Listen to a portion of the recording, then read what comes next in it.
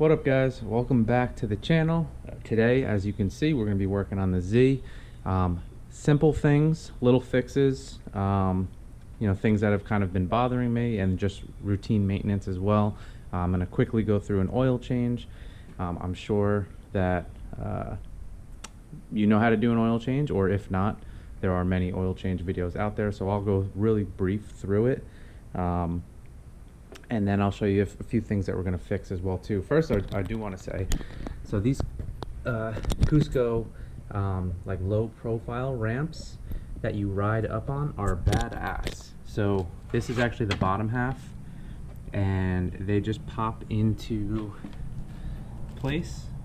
And then once you get the tire on the platform here, you can actually remove the bottom half. That way you can then slide your jack underneath the car, which we all know is a huge pain in the ass.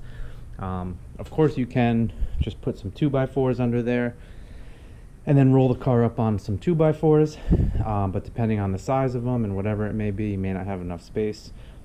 These things are awesome. And then also too, if you just need like just a little bit of clearance, just to kind of reach your shoulder and arm under the car to maybe screw in an O2 sensor, whatever it may be, it just makes the process so much easier. As we all know, something as simple as just jacking up this car can be a pain in the ass. So but yeah, just want to show you those, and let me jump through the oil change with you guys real quick. I will show you. So your oil cap was right there. I took it off. And then just so you know as well too, for those who may not know, your dipstick is off to the side here, hidden. Have fun. So also, this is actually the oil that I run in the car. It's a 15W50, probably overkill, but the car runs phenomenal. It runs great. I'm not changing anything about it. I got the, or I always order the Nissan Blue oil filters. There's your part number. I think I order like usually 3 at a time from Z1. I think they're like, it's 30 bucks for 3, so not too bad. And then if you guys have watched any of my other videos for my other cars or trucks, you know that I put the Fumoto drain plug on everything. So this is actually the model. It's the F133 for the 300ZX. So let me throw all this on, drain the oil, all that fun stuff, and I'll show you what we're doing next. So alright guys, so oil's draining, but while we do that, hopefully that is focusing in. So that seems to be the aftermarket drain plug that is already on the car. Let me know if you guys have ever used this before. I mean, it's pretty nice as far as like there's a huge service to grab with your socket. It's still a pain in the ass as far as like you get covered in oil, obviously, when you pull the plug out, where the Fumoto makes it much easier. But overall, it's not bad at all. I'm going to, when this all stops draining, I'm going to take a look at it and see if I can actually take it out, because it looks like it is actually almost like part of, yeah, I'm gonna have to just examine it when the oil stops. So see if I can actually take it out. Looks like there's a magnet kind of inside that keeps it attached. But yeah, I'll figure it out, and may run this, even though I do prefer the Fumoto, because it may be actually like I might have to go through the actual top of the oil pan, which we're not doing right now, which just means when we build the motor, we'll do that. So, but yeah, let me know if you guys have run this before. So just curious what it is, how it works. That way I can kind of get a better idea about it. So here it is, guys, just so you can see it better. So serious area to grab, which is really nice. But here's a seal, and then there's the magnet on the end of it. So I thought there was a magnet inside the oil pan that was also held onto, but this thing actually works pretty badass. And when I just went to pull it out, it just it wouldn't let me. But I also too couldn't see so much with the oil coming out, so I wasn't going to just tug on it. But yeah, pretty badass of a piece. But I'm still going to put in the Fumoto. in case you guys aren't familiar with it. So you'll never have to change a seal. You'll never have to undo it. The way it works is you have this lever here, which allows a little tab in there to open and close. So when I go to drain the oil, all I'm doing is pushing the tab from one side to the next. It has like a little locking mechanism right there where it locks in place, and then to make sure it's secure, there's even like a little plastic clip, I don't know if that's focusing, but a little plastic clip that goes over it to make sure that it doesn't somehow get knocked out. So but yeah, I'm going to end up running this. It is, I'm not even showing you guys, it is pretty much, if I were to put this, so it is, you know, maybe 1 or 2 millimeters, a little bit longer in length, but which is no big deal. There's no way that that will hit anything or anything along those lines. So let me throw this on, make sure it seals up, because this did obviously seal up really nicely. So make sure it just seals up nice, and yeah, we'll continue on. Alright guys, just to show you what everything looks like. So there's the Fumoto drain plug that I got in there. It's got the plastic clip on there to make sure it doesn't get knocked out of place, even though I don't think it can anyway. And then I got the new oil filter on there. So easy enough. I just filled it up with oil, and gonna let it run, make sure there's no leaks, and then we'll move on to the next. Alright guys, so the second thing that I was gonna work on today, and you're all gonna laugh at me, but I am super excited about it. So the way my test pipes are, so my O2 sensor is on the outside, and it's got a 10-degree like towards the bottom of the test pipe instead of the top, which is kind of annoying. I will be changing that setup when I do go haul tech, because I'll be running 2 O2 sensors, 1 on each side. So when I ran my air fuel ratio, so it comes through the center console there, and it's zip tied up, and then you see it like kind of run down here, and then kind of along the frame rail, and then into the O2 sensor. So this area here, there was no area to really kind of tie it off on or zip tie, and it was just kind of hanging. I just didn't like it. So for the time being, I used duct tape.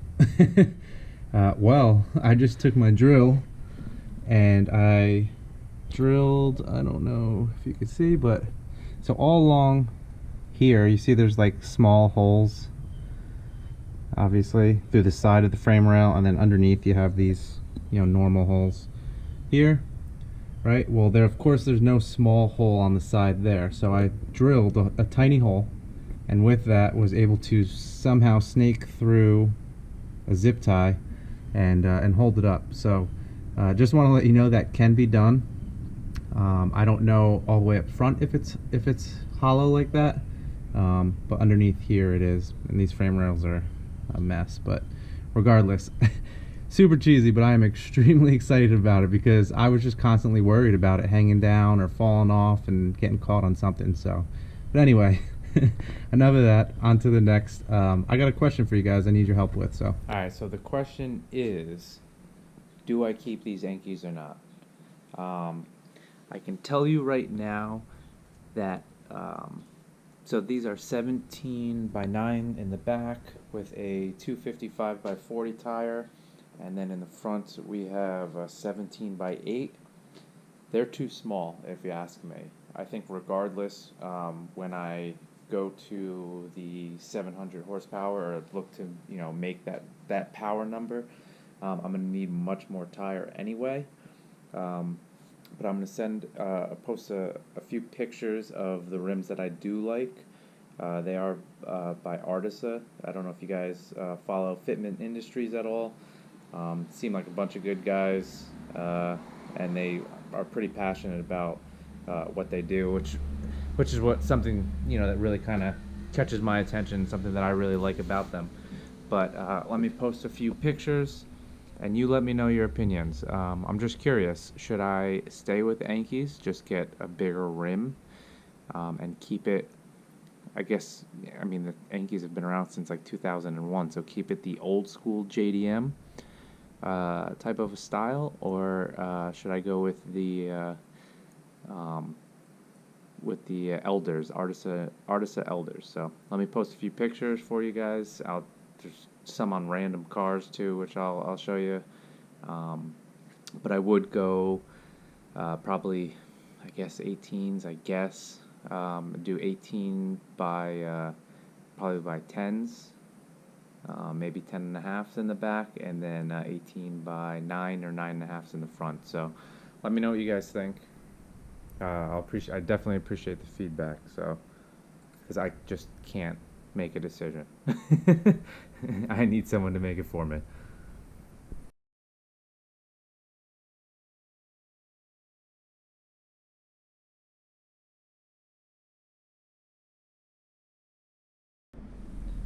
So yeah, let me know your opinion on what those rims would look like from Artisa. Anyway, let me know what you guys think. It will help me out a lot with this complicated decision. So, thanks guys. On to the T-tops. Alright guys, so next, I need to take care of this. So annoying. So, it looks like the clip in there is broke. I'm going to, again, take this apart, which is a pain in the ass because I did the other side. But I'm going to take this apart and replace the clip. My only concern is so Z1 Motorsports has obviously a ton of OEM parts, which is really nice. And these are the clips that they said were for that, but I know that's not what those look like in there. So just to be sure, I also ordered these clips. There you go. But these ones actually look a little bit too big. Same, like the ones that are underneath there are this style, but these ones just look big. So I don't know if it would actually fit. But yeah, also from there, so like all interior screws, I think I have maybe like 2 interior screws that are just missing. So they literally have everything. And then I got these screws to, I'm gonna secure the bumper a little bit better because there are some zip ties from the previous owner underneath there as well too. So, which are fine, nothing wrong with zip ties. But I might as well, they're cheap as can be. So let's work on that, let's fix that. And then between that and the O2 sensor, I'll feel so much better. Both of those clips are wrong. Maybe the guys at Z1 didn't really know what I was talking about. They maybe used, those clips are obviously used for the car. I'm just not 100% sure. So what I did was, what I really kind of realized was that just with the clip being broken, it wasn't falling into place properly, which wasn't allowing this to hold itself down. It was automatically pushing it up. So truthfully, I just used some double-side sticky tape, slid it in there, and looks like it's holding pretty well. That is not my permanent solution. I am in general going to be refreshing all of the trim, even though it's not terrible. There are some spots, and the cowl as well too. But there are some spots like on the window right here, the windshield, that I am going to be, refreshing, so I might as well do them all. So I'll see how that holds up, and as long as it stays down nice, I'll be happy in the meantime. But like I said, I'll do a video whenever it gets to that point where I end up refreshing them all. So, but yeah, that'll kind of wrap it up for today.